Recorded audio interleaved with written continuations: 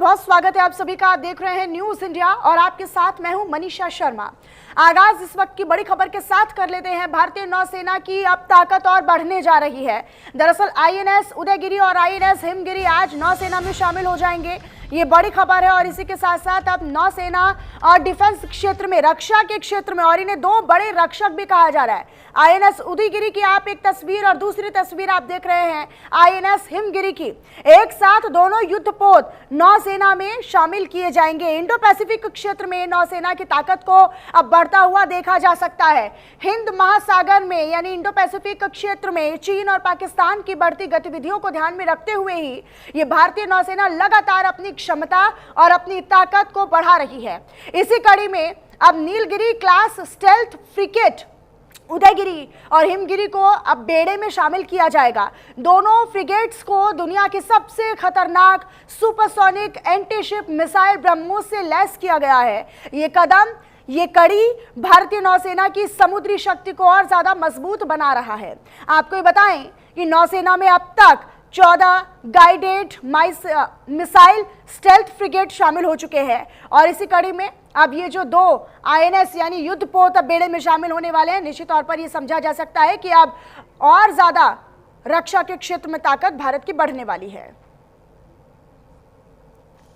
समंदर जिसका सिकंदर है हिंदुस्तान, भारत के जंगी जहाज जब अपनी आन बान और शान के साथ आगे बढ़ते हैं तो समंदर की लहरें मचलना भूल जाती हैं। हिंदुस्तान के जलवीर जब हुंकार लगाते हैं, अपना पराक्रम दिखाते हैं, तो समंदर की लहरें सहम जाती हैं। भारत की नौसेना की ताकत अब और धारदार हो गई है। आईएनएस उदयगिरी और हिमगिरी की ताकत दुनिया ने देखा और अब दुश्मन देश इससे घबरा रहे हैं, थर-थर कांप रहे हैं। आईएनएस उदयगिरी और हिमगिरी हिंद महासागर के पानी को हिला देगी। चीन और पाकिस्तान का खतरनाक गठजोड़ सिर्फ जमीन पर ही नहीं बल्कि समुद्री क्षेत्र में भी तेजी से बढ़ रहा है। पाकिस्तान की नेवी को चीन अपने नए वॉरशिप्स और सबमरीन से लैस कर रहा है, लेकिन भारत भी अब रुकने वाला नहीं है। आत्मनिर्भर भारत की मुहिम के तहत हमारी नेवी 2047 तक पूरी स्वदेशी ताकतों से लैस होगी और इस मिशन को तेज करने के लिए एक के बाद एक नौसेना को शिप सौंपे जा रहे हैं। अब समंदर में दो नए शेर से हिंद सागर का पावर बैलेंस बदल जाएगा। नए युद्धपोत आईएनएस उदयगिरी और हिमगिरी प्रोजेक्ट 17A के तहत बनाए गए हैं। इन्हें इस तरीके से डिजाइन किया गया है कि वे दुश्मन की रडार, इंफ्रारेड और ध्वनि सेंसर से बच सके। दोनों युद्धपोत की तैनाती से इंडो पैसिफिक क्षेत्र में नौसेना की ताकत बढ़ेगी। आईएनएस हिमगिरी को कोलकाता के garden ridge ship builders and engineers ने बनाया है। इसका नाम पुराने आईएनएस हिमगिरी से लिया गया है, जबकि आईएनएस उदयगिरी को मुंबई के Mazagon dock ship builders limited ने बनाया है। इसका नाम आंध्र प्रदेश की उदयगिरी पर्वत सीरीज के नाम पर रखा गया है, जो सिर्फ 37 महीनों में बना है। अब आपको बताते हैं कि आईएनएस हिमगिरी और उदयगिरी की खासियत क्या है। इसका वजन 6670 टन का है, लंबाई 149 मीटर की है। स्टील्थ फीचर्स रडार और इंफ्रारेड से बचाने में सक्षम है। CODOG सिस्टम से 28 नॉट ज्यादा है। स्पीड और लंबी दूरी तक ऑपरेशंस को अंजाम देने में सक्षम है। BrahMos Barak 8 close in weapon system से लेस है। टॉर्पेडो ट्यूब्स और एंटी सबमरीन रॉकेट लॉन्चर से भी लेस है। Torpedo tube advance electric warfare system से लेस है। आईएनएस उदयगिरी वजन 6700 टन, स्टील्थ डिजाइन से लेस, जो रडार, इंफ्रारेड और ध्वनि से बचाने में भी सक्षम। CODOG सिस्टम से डीजल गैस टरबाइन से चलने में भी सक्षम। ब्रह्मोस सुपरसोनिक मिसाइल से लेस, बराक 8 एयर डिफेंस सिस्टम और 76 मिलीमीटर गन से लेस, एंटी सबमरीन हथियार से लेस, 75% से ज्यादा स्वदेशी सामग्री का इस्तेमाल। ऑपरेशन सिंदूर में आतंकियों के पाकिस्तानी ठिकानों को नष्ट करके भारत ने दिखा दिया कि जो भी हमारे देश में दहशतगर्दी फैलाने का प्रयास करेगा उसे हम किसी हाल में नहीं बख्शेंगे, भले ही वो पाकिस्तान में कहीं पे भी छिपा बैठा हो। पाकिस्तान से सैन्य संघर्ष के बाद भारत तेजी से अपनी सैन्य ताकतों में इजाफा करता रहा है। भारत की नेवी दुनिया की सबसे बेहतरीन और ताकतवर नेवी में गिनी जाती है। चीन और पाकिस्तान की समुद्र में बढ़ती गतिविधियों को भारतीय नौसेना बारीकी से मॉनिटर कर रही है। दोनों की जुगलबंदी भारत के लिए कब चुनौती बन जाए कहा नहीं जा सकता। नौसेना के बेड़े में गाइडेड मिसाइल स्टेल्थ फ्रिगेट की कुल संख्या 14 हो गई है। हर वॉरशिप में 8 vertical launch BrahMos antiship missile launcher लगे हैं। भारतीय नौसेना में तलवार क्लास के वॉरशिप 2003 में शामिल होना शुरू हो गए थे। अब तक इस क्लास के 6 जंगी जहाज भारतीय नौसेना में समुद्र की सुरक्षा में लगे हैं। इन 6 स्टेल्थ फ्रिगेट्स में से 4 को ब्रह्मोस मिसाइलों से लैस किया जा चुका है, जबकि बाकी 2 को ब्रह्मोस से लैस करने का काम लगातार जारी है। इसके अलावा साल 2016 में भारत और रूस के बीच 4 तलवार क्लास स्टेल्थ फ्रिगेट्स बनाने के लिए समझौता हुआ था। इसमें से 2 रूस में तो 2 भारत में बनने थे। रूस में बनने तुशिल और तमाल नौसेना में शामिल किए जा चुके हैं। 2 और नए आने वाले हैं। आने वाले समय में भारतीय नौसेना के पास कुल गाइडेड मिसाइल स्टेल्थ फ्रिगेट की संख्या 20 हो जाएगी, जिसमें से 7 नीलगिरी क्लास, 3 शिवालिक क्लास और 10 तलवार क्लास स्टेल्थ फ्रिगेट होंगे। इसके अलावा भारतीय नौसेना के पास 13 डिस्ट्रॉयर भी शामिल हैं और हर नया डिस्ट्रॉयर 16 ब्रह्मोस वर्टिकल लॉन्चर से लेस है, जबकि पुराने डिस्ट्रॉयर में 8 लॉन्चर मौजूद हैं। इसमें 4 Visakhapatnam class guided missile destroyer, 3 Kolkata class, 3 Delhi class और 3 Rajput class guided missile destroyer शामिल हैं। सबका अगर जोड़ निकाल लिया जाए तो साल 2030 में नेवी एक साथ 300 से ज्यादा ब्रह्मोस मिसाइल दाग सकती है। पाकिस्तान जैसे देश के साथ अगर युद्ध होता है तो कराची से लेकर ग्वादर तक सब धुआं हो जाएगा। भारतीय सेना कितनी मजबूत? भारतीय नौसेना के पास करीब 335 युद्धपोत हैं। नौसेना के पास कुल 20 पनडुब्बियां भी है। 2 परमाणु संचालित बैलिस्टिक मिसाइल पनडुब्बियां इसमें शामिल हैं। 1 परमाणु संचालित अटैकर पनडुब्बी भी शामिल है। 17 ट्रेडिशनल डीजल इलेक्ट्रिक अटैकर पनडुब्बियां भी इसमें शामिल हैं। नौसेना के पास 13 विध्वंसक जहाज हैं, 15 फ्रिगेट्स और 18 कॉन्वेंट्स भी इसमें मौजूद हैं। 1 उभयचर परिवहन डॉक भी इसमें शामिल है। 4 टैंक लैंडिंग जहाज, 8 landing craft utility, 1 mine countermeasure जहाज, 3 गश्ती के जहाज शामिल हैं। INS विक्रमादित्य और INS विक्रांत भी इसी बेड़े में शामिल किया गया है। 3 मॉडर्न विमान वाहक पोत भी इसमें शामिल हैं। तो 2035 तक 175 जहाजों की नौसेना बनाने का लक्ष्य है। भारतीय नौसेना लगातार अपनी समुद्री शक्ति को मजबूत करने में लगा है।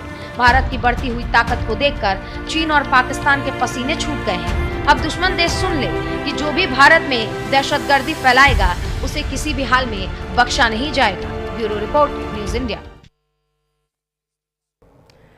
तो देखिए, दुश्मन देशों को और सावधान अब होने की ज़रूरत है, क्योंकि अगर अब कोई भारत की ओर किसी भी क्षेत्र में आंख उठाकर देखेगा तो भारत भी उसका मुंह तोड़ जवाब, और विदेशी हो या स्वदेशी टेक्निक हो, उसके संगम के साथ ये जो तमाम हथियार तैयार किए जा रहे हैं, युद्धपोत बेड़े में शामिल किए जा रहे हैं, ये उन्हीं दुश्मनों को जवाब देने के लिए किए जा रहे हैं। इसी पर हम चर्चा करेंगे। हमारे साथ कुछ खास मेहमान जुड़ रहे हैं। हमारे साथ रिटायर्ड ग्रुप कैप्टन है यूके देवनाथ जी, रक्षा विशेषज्ञ के तौर पर हमारे साथ जुड़ रहे हैं। यूके देवनाथ जी, बहुत स्वागत करती हूँ मैं आपका। और लगातार हम आपका यहाँ पर होना ऐसे चर्चा में या फिर ऐसे मुद्दों पर आपका विश्लेषण बहुत ज़्यादा महत्वपूर्ण हो जाता है। किस तरीके से देख रहे हैं आज ये 2 नए युद्धपोत जो हैं वो भारतीय नौसेना के बेड़े में शामिल होंगे? आने वाले समय में कितनी मजबूती भारतीय नौसेना को मिलेगी और इनकी खासियत जरा बताइएगा दर्शकों को। जी हाँ, मेक इन इंडिया के तहत ये भारत के जो हमारे उद्यमी हैं उनका बहुत बड़ा अचीवमेंट है। आत्मनिर्भर भारत की तरफ बहुत बड़ा कदम है।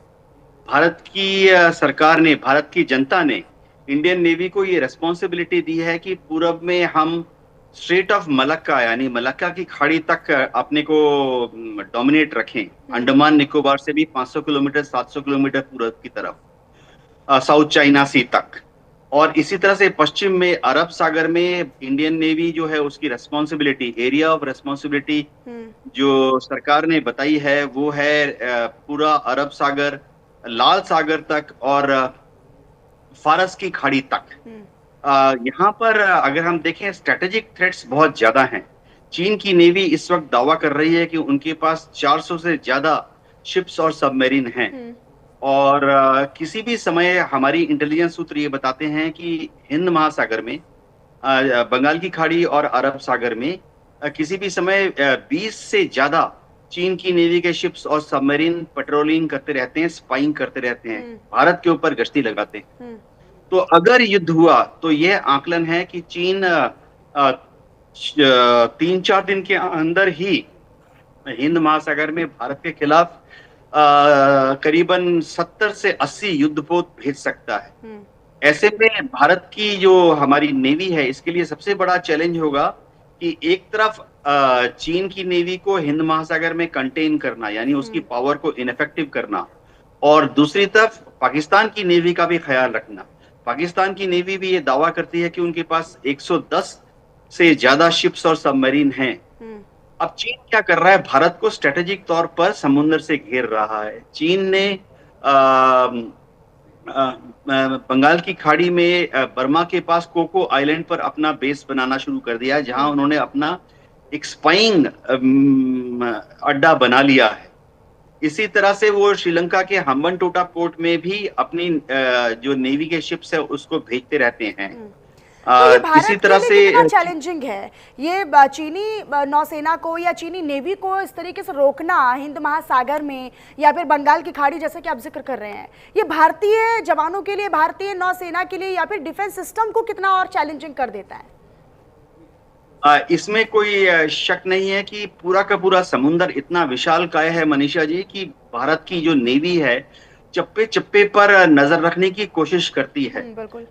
अच्छी बात यह है कि भारत ने अमेरिका से P-8I नाम के टोही विमान को खरीद लिया है, और हमारी इंडियन नेवी के P-8I है वो पूर्वी तट पर नजर रखते हैं, पश्चिमी तट पर रखते हैं, अंडमान निकोबार के पास भी उड़ते रहते हैं।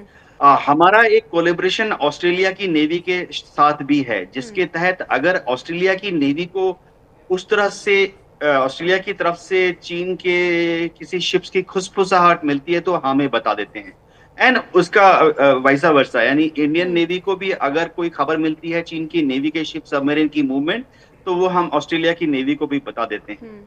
तो हर चप्पे पर नजर रखने की कोशिश की जाती है। इसके अलावा इसरो की मदद से मिनिस्ट्री ऑफ डिफेंस ने 4 सैटेलाइट लॉन्च कर दिए हैं। टोही सैटेलाइट, ये ISR का काम करेंगे, यानी इंटेलिजेंस। ये जो है टोही, एक इंडियन आर्मी के साथ है, एक एयरफोर्स के साथ है और नेवी के साथ है, और एक इसरो के साथ है।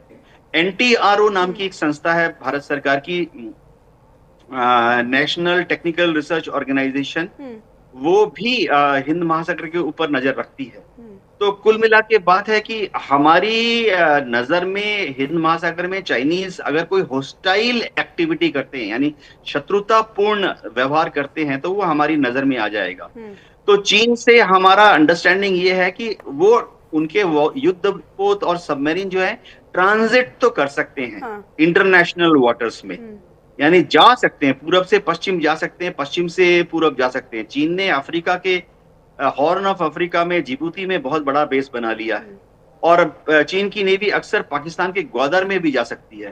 तो जब तक हमारी अंडरस्टैंडिंग है कि वो इंडिया के एक्सक्लूसिव इकोनॉमिक जोन की तरफ ना आए और इंटरनेशनल वाटर्स, यानी जो अंतर्राष्ट्रीय समुद्र है उसी में रहें, भारत की तरफ ना आए, लेकिन वो अंतर्राष्ट्रीय समुद्र में भी रहते हैं तो हमारे टोही विमान उनका पीछा करते हैं, और अगर जरूरत पड़ी, कई बार चीन की मछुआरे जो हैं वो मछली पकड़ने वाले जहाज से आ जाते हैं, लेकिन हमें मालूम है कि ये मछली हमें ये भी याद रखना होगा कि अंडरस्टैंडिंग ज्यादा समय तक चलेगी तो ही बेहतर है, और दो तरफा ही चीजें जो होती है वो सही चल पाती हैं। और अगर एक तरफा हम विश्वास में रहें और दूसरा अगर दगा कर दे या विश्वासघात कर दे तो भी हमें तैयार रहना होगा।